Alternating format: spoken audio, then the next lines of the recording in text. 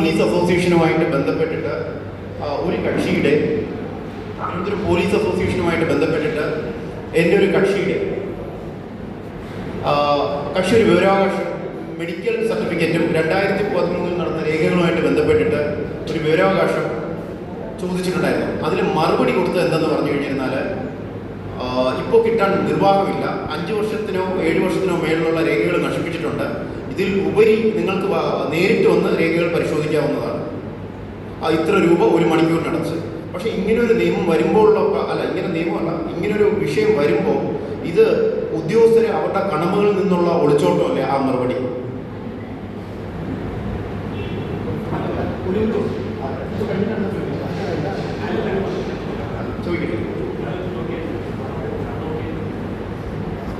രണ്ടാമത്തെ ഒരു വിഷയം എന്ന് പറഞ്ഞു കഴിഞ്ഞിരുന്നാൽ, സൊസൈറ്റീസ് രജിസ്ട്രേഷൻ ആക്ട് 2021 ഒരു ഡ്രാഫ്റ്റ് ബില്ല് പാസ്സായിട്ടുണ്ടായിരുന്നു. കഴിഞ്ഞ മാസം ഒരു വിഷയവുമായിട്ട് ബന്ധപ്പെട്ടിട്ട് ഞാനിതിൻ്റെ വിവരാവകാശം ചോദിച്ചിട്ടുണ്ടായിരുന്നു. എനിക്ക് അതിൽ കിട്ടിയ മറുപടി എന്ന് പറഞ്ഞു കഴിഞ്ഞിരുന്നാൽ, അതായത് ഡ്രാഫ്റ്റ് ബില്ല് എന്തുകൊണ്ട് എനാക്ട്മെൻ്റ് ആയില്ല എന്നൊരു ക്വസ്റ്റ്യൻ അല്ല ഞാനതിൽ ചോദിച്ചത്. അതിൻ്റെ ഇപ്പോഴത്തെ അവസ്ഥ, ലേറ്റസ്റ്റ് അപ്ഡേറ്റ്, ഇത് എനാക്ട്മെൻ്റ് ആവാൻ സാധ്യതയുണ്ടെന്ന് ചോദിച്ചിട്ട് ഞാനൊരു വിവരാവകാശം കൊടുത്തിട്ടുണ്ടായിരുന്നു അധികാരികൾക്ക്, including chief secretary and the law secretary. ഇവർക്ക് LSD സെക്രട്ടറി, LSDയുടെ അഡീഷണൽ ചീഫ് സെക്രട്ടറിയാണ് അദ്ദേഹത്തിന് ഞാൻ കൊടുത്തിട്ടുണ്ടായിരുന്നു 3 വിവരാവകാശം. പക്ഷേ അതിന് വിവരാവകാശം വെച്ചിട്ട് എനിക്ക് കിട്ടിയ മറുപടി എന്തെന്ന് പറഞ്ഞു കഴിഞ്ഞാൽ, ഇത് RTI നിയമത്തിൻ്റെ പരിധിയിൽ വരുന്ന കാര്യങ്ങളല്ല എന്ന് പറഞ്ഞിട്ടുണ്ടാവുന്നത്. ഇതിനെക്കുറിച്ചൊന്ന് സാറൊന്ന് പറയാമോ?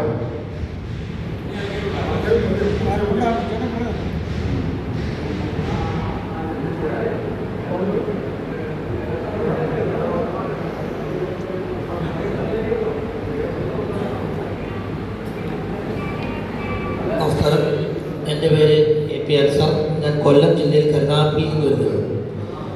എനിക്ക് പറയാനുള്ളത്, ചോദിക്കാനുള്ളത്, സാറാണ് കുടുംബശ്രീയുമായി ബന്ധപ്പെട്ട ഒരു വിവരാവകാശം സാറാണ് നടപ്പിലാക്കുന്നതാണ് എനിക്ക് അറിയാൻ കഴിഞ്ഞിട്ടുള്ളത്. അപ്പോൾ കുടുംബശ്രീയുടെ ഒരു അക്കൗണ്ടുമായി ബന്ധപ്പെട്ട, യൂണിറ്റിൻ്റെ അക്കൗണ്ടുമായി ബന്ധപ്പെട്ട് ഞാൻ ബാങ്കിൽ വിവരാവകാശം ചോദിച്ചു. കുടുംബശ്രീയുടെ അക്കൗണ്ടിൽ ബാങ്കിൽ സ്റ്റേറ്റ്മെൻറ്റുമായി ബന്ധപ്പെട്ട കാര്യങ്ങൾ ചോദിച്ചു. അപ്പോൾ അത് 3-ാം കക്ഷി സംബന്ധിക്കുന്ന വിവരമാണെന്ന് പറഞ്ഞ് എന്നെ ആ വിവരാവകാശ പരിധിയിൽ വരുന്നതല്ല എന്ന് പറഞ്ഞ് ഒഴിവാക്കി.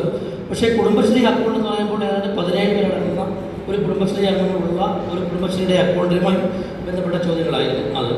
അപ്പോൾ അത് തരാൻ കഴിയില്ല എന്ന് പറഞ്ഞാണ് അതിനെ എന്നെ റിജക്ട് ചെയ്യുകയുണ്ടായി. പിന്നെ ഞാൻ അപ്പീൽ കൊടുത്തിട്ടുണ്ട്. അപ്പീലും പറഞ്ഞത് 3-ാം കക്ഷി സംബന്ധിക്കുന്ന വിവരമാണ് അക്കൗണ്ട് വിവരങ്ങൾ. അത് കുടുംബശ്രീയുടെ യൂണിറ്റ് സംബന്ധിച്ച അക്കൗണ്ടാണ് ചോദിച്ചത്, അത് ഒഴിവാക്കിയിട്ടുണ്ട്. രണ്ടാമതായിട്ട് ഞാൻ ചോദിച്ച കുറേ നമ്മുടെ വിവരാവകാശ പരിധിയിൽ വരുന്ന നമ്മുടെ അപ്പീൽ കൊടുത്തപ്പോൾ, എനിക്ക് ആ ഫസ്റ്റ് അപ്പീൽ ഞാൻ കൊടുത്തപ്പോൾ ഇൻഫർമേഷൻ ഓഫീസറുടെ കയ്യിൽ നിന്ന് വാങ്ങിത്തരാമെന്ന് കുടുംബശ്രീ സംബന്ധിച്ച വിവരങ്ങൾ തന്നില്ല, അറിയാം. അപ്പോൾ ഫസ്റ്റ് അപ്പീൽ ഞാൻ കൊടുത്ത ഫസ്റ്റ് അപ്പീലിൻ്റെ ഉത്തരവിൽ പറയുന്നത് ഇൻഫർമേഷൻ ഓഫീസറുടെ കയ്യിൽ അത് വാങ്ങിത്തരാൻ ഉത്തരവായി. പക്ഷേ ഇൻഫർമേഷൻ ഓഫീസർ ആവശ്യപ്പെട്ടെങ്കിൽ ഈ കുടുംബശ്രീ യൂണിറ്റ് 1-ാം അപ്പീൽ അധികാരി ഉത്തരവായി. അപ്പോൾ ഈ കുടുംബശ്രീ യൂണിറ്റ് ആ വിവരം നൽകാൻ സമ്മതിക്കുന്നില്ല. അവർ പറയുന്നത് അങ്ങനെ ഞങ്ങൾ തരില്ല, നിങ്ങൾ എന്ത് നടപടി സ്വീകരിച്ചാലും തരില്ല. അതിനെതിരെ ഞാൻ എന്ത് നടപടിയാണ് സ്വീകരിക്കേണ്ടത്? ഇത്രയുമാണ് എനിക്ക് ചോദിക്കാവുന്നത്.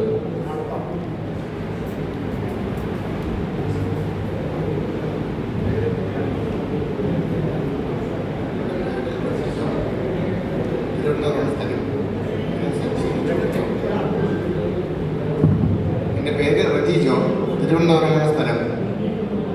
എനിക്കൊരു സംശയം ചോദിക്കാൻ വേണ്ടിയായിരുന്നു സാറിനോട്. കേരളത്തിലെ സ്റ്റേറ്റ് പബ്ലിക് ഇൻഫർമേഷൻ ഓഫീസർമാർ ഇപ്പോൾ നിയമവിരുദ്ധമായി പണം വാങ്ങാൻ വിവരാവകാശ നിയമം അനുവദിക്കുന്നുണ്ടോ?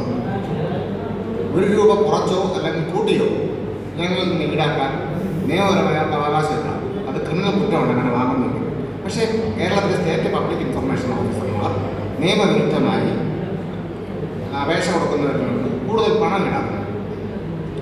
ഒരു FMB സ്കെച്ചിന് ACS പേപ്പറിൽ പരമാവധി ഈടാക്കാവുന്ന തുക 5 രൂപയാണെങ്കിൽ 500 രൂപ ഫോട്ടോ കോപ്പിയാണ് 500 രൂപ ഈടാക്കുകയും കൂടാതെ GST എന്ന് പറഞ്ഞ് 90 രൂപ വാങ്ങുകയും ചെയ്തു.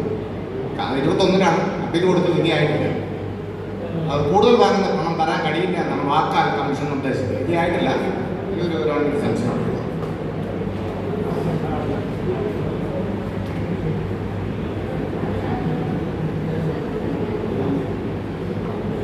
ചോദ്യങ്ങൾ എത്രയും ചോദിക്കുന്നത് എനിക്കിഷ്ടമാണ്, മറുപടി പറയുന്നതിന് സന്തോഷമാണ്. പക്ഷേ പ്രോഗ്രാമിൻ്റെ ഷെഡ്യൂൾ വൈകുന്നു, 1 മണിക്കൂർ ലേറ്റായി പോകുന്നു. അതുകൊണ്ട് ഒരു ക്വസ്റ്റ്യൻ മറുപടി വേണമെന്ന് അദ്ദേഹം പറഞ്ഞത് 3 പറയുകയാണ്. ആദ്യത്തെ കാര്യം, പോലീസ് അസോസിയേഷനുമായി ബന്ധപ്പെട്ട് കക്ഷി മെഡിക്കൽ സർട്ടിഫിക്കറ്റ് ചോദിച്ച കാര്യമാണ്. മെഡിക്കൽ സർട്ടിഫിക്കറ്റിൻ്റെ പകർപ്പ് ചോദിച്ചത്.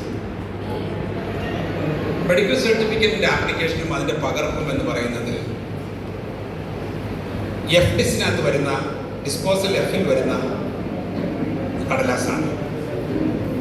അത് ഒരു ഫയലാക്കി വെക്കേണ്ട സാധനമില്ല. അല്ല, ഇതെല്ലാം കൂടെ സൺട്രി ആയിട്ട് 1 വർഷത്തേക്ക് കെട്ടിവെച്ച് സൂക്ഷിക്കൽ മാത്രം ചെയ്യാവുന്ന അത്രയും ഇമ്പോർട്ടൻസ് കുറഞ്ഞൊരു പേപ്പറാണ്.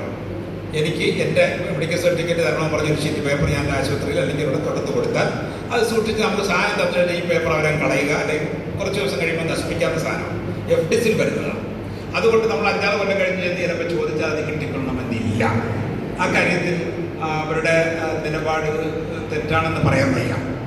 അതേസമയം ഇഷ്യൂ ചെയ്ത സർട്ടിഫിക്കറ്റിൻ്റെ കോപ്പിയോ സർട്ടിഫിക്കറ്റ് ഇഷ്യൂ ചെയ്ത ഡേറ്റോ അതുമായി ബന്ധപ്പെട്ട കത്തിടപാടുകളോ കണ്ടെത്തുന്നവരുണ്ടാകും. രണ്ടാമത്, ഒരു ഡ്രാഫ്റ്റിന്റെ കറണ്ട് സ്റ്റാറ്റസ് എന്താണെന്ന് അങ്ങനല്ലേ? ഡ്രാഫ്റ്റ് ബില്ലിന്റെ ഏതിനെ കുറിച്ചായിരുന്നു? സൊസൈറ്റീസ് ആക്ട് സംബന്ധിച്ചുള്ള ഡ്രാഫ്റ്റ് ബില്ലാണ്. അതിൻ്റെ ലേറ്റസ്റ്റ് പൊസിഷൻ എന്താണ് എന്ന് ചോദിച്ചു, അല്ലെങ്കിൽ അതിൻ്റെ സാധ്യത എന്താണെന്ന് ചോദിച്ചു. No government officer is authorized to predict something related to government. പറയുമ്പോൾ നമ്മൾ കമ്മീഷണർ നിലയ്ക്ക് ഉള്ള അനുഭവങ്ങളെ വെച്ചാണ് പറയുന്നത്. നമ്മുടെ നാട്ടിലെ പണിത റോഡ് എത്ര വർഷം നിലനിൽക്കുമെന്ന് പൊതുമരാമത്ത് വകുപ്പിന്റെ എക്സിക്യൂട്ടീവ് എഞ്ചിനോട് ചോദിച്ചാൽ 4 കൊല്ലവും 4 മാസവും നിൽക്കുമെന്ന് പറയാൻ അയാൾക്ക് അധികാരമില്ല, അവകാശമില്ല. അതുകൊണ്ട് ഡ്രാഫ്റ്റ് ബില്ല് അത് ലെജിസ്ലേച്ചറുമായി ബന്ധപ്പെട്ട സാധനമാണ്. അത് എപ്പോൾ വേണമെങ്കിലും പാസ്സാക്കാം, പാസ്സാക്കാതിരിക്കാം. അതിൻ്റെ സാധ്യത എന്താണ്, സാധുത എന്താണ് എന്ന് ഊഹിച്ച് സ്വന്തം നിലക്ക് അഭിപ്രായം പറയാൻ ഒരു ഓഫീസറെയും ചുമതലപ്പെട്ടിട്ടില്ല. ഏതെങ്കിലും ഓഫീസർ അങ്ങനെ സ്വന്തം നിലക്ക് അഭിപ്രായപ്പെടുന്നത് തെറ്റാണ്, കുറ്റകരമാണ്. ഏതെങ്കിലും ഒരു സ്ഥാപനത്തിന്റെ, വ്യക്തിയുടെ, പ്രസ്ഥാനത്തിന്റെ, നാട്ടുകാരുടെ ബാങ്ക് അക്കൗണ്ട് ചോദിക്കുന്നത് ബാങ്കിന്റെ ബിസിനസ്സുമായി ബന്ധപ്പെട്ടതും ബാങ്ക് ഒരു ബിസിനസ് സ്ഥാപനവുമാണ്. സാമ്പത്തിക കാര്യം എല്ലാ വ്യക്തിയുടെയും രഹസ്യ സ്വഭാവം ഉള്ളതുമാണ്. എൻ്റെ അക്കൗണ്ട് സംബന്ധിച്ച് എൻ്റെ ബാങ്കർ എൻ്റെ വിവരങ്ങൾ വേറൊരാൾ ചോദിച്ചാൽ കൊടുക്കുമെന്നുണ്ടെങ്കിൽ നാളെ ഞാൻ ആ ബാങ്കിൽ കൊണ്ടുവന്ന് പൈസ ഇടൂല. ഇടൂ. പബ്ലിക് ട്രസ്റ്റിനോട് നിങ്ങൾക്ക് ചോദിക്കാം. എങ്ങനെ ചോദിക്കാം? കുടുംബശ്രീയുമായി ബന്ധപ്പെട്ട് കുടുംബശ്രീയുടെ യൂണിറ്റ് ചോദിച്ച സാധനം കുടുംബശ്രീ യുവരാജ കമ്പനി നിയമത്തിന്റെ പരിധി കൊണ്ടുവന്ന ആളാണ് ഞാൻ. അപ്പോൾ കുടുംബശ്രീയുമായി ബന്ധപ്പെട്ട് അവരുടെ യൂണിറ്റിലോ അല്ലെങ്കിൽ അതിൻ്റെ ഫസ്റ്റ് കൺസൾട്ട് ഓഫീസറടുത്ത് ചോദിച്ച് കിട്ടുന്നില്ലെങ്കിൽ DMC എന്ന് പറഞ്ഞ അവർക്ക് ജില്ലയ്ക്ക് ഒരു ഓഫീസറുണ്ട്, district mission coordinator. District mission കോർഡിനേറ്ററോട് അവരുടെ ക്രെഡിറ്റ് എത്ര രൂപയുണ്ട്, എത്ര രൂപ നീക്കിയിരിപ്പുണ്ട്, എന്ത് ശേഷി എന്നുണ്ടെന്നൊക്കെ ചോദിക്കാം. ചോദിച്ചാൽ അയാൾക്കത് തരാം. അല്ലാതെ ബാങ്കിലെ സ്റ്റേറ്റ്മെന്റ് ചോദിക്കുന്നത് നീതിയുക്തവുമല്ല, അത് ലഭ്യമാകാൻ സാധ്യതയുമില്ല. കാരണം എന്താണെന്ന് വെച്ചാൽ 2 കാര്യമാണ്. ഒന്ന്, ബാങ്കിന്റെ ബിസിനസ് സീക്രട്ടുമായി ബന്ധപ്പെട്ട സാധനമായതുകൊണ്ട് അത് സെക്ഷൻ 8-ൽ പെട്ടുപോകും. 2, തേർഡ് പാർട്ടിയുടെ ഫിനാൻഷ്യൽ സാധനം. തേർഡ് പാർട്ടി എന്ന് പറയുന്നത് നിങ്ങൾ ചോദിക്കുന്ന സ്ഥാപനമായിക്കോട്ടെ, അതൊരു തേർഡ് പാർട്ടിയാണ്. അതേസമയം കുടുംബശ്രീ യൂണിറ്റിന്റെ പ്രവർത്തനവുമായി ബന്ധപ്പെട്ട് എത്ര രൂപ ശേഖരിച്ചിട്ടുണ്ട്, എത്ര രൂപ നീക്കിയിരിപ്പുണ്ട്, എത്ര രൂപയുടെ പരിപാടികൾ നടത്തിയിട്ടുണ്ടെന്ന് you can submit an application before the DMC.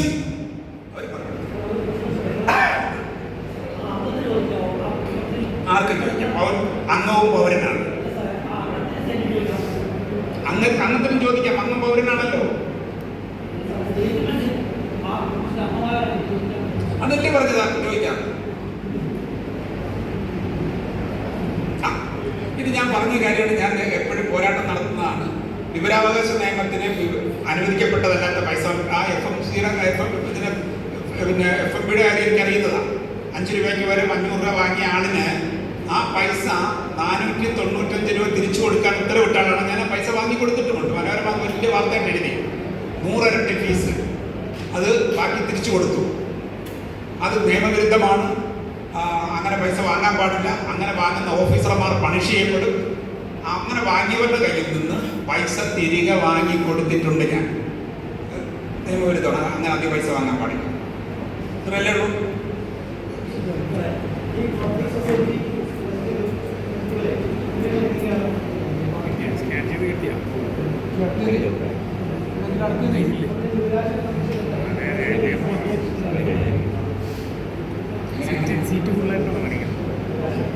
Residence അസോസിയേഷനുകളോ അല്ലെങ്കിൽ ഏത് അസോസിയേഷൻ എന്നുള്ളതല്ല പ്രശ്നം. സർക്കാരിന്റെ പണം പ്രത്യക്ഷമായോ പരോക്ഷമായോ വിനിയോഗിക്കപ്പെടുന്നുണ്ടെങ്കിൽ ആ സ്ഥാപനം വരും. കൺസിഡറബിൾ എമൗണ്ട് വിനിയോഗിക്കപ്പെടുന്നെങ്കിലേ വരാവൂ എന്ന് പറഞ്ഞൊരു കേസ് പോയിട്ടുണ്ടായിരുന്നു.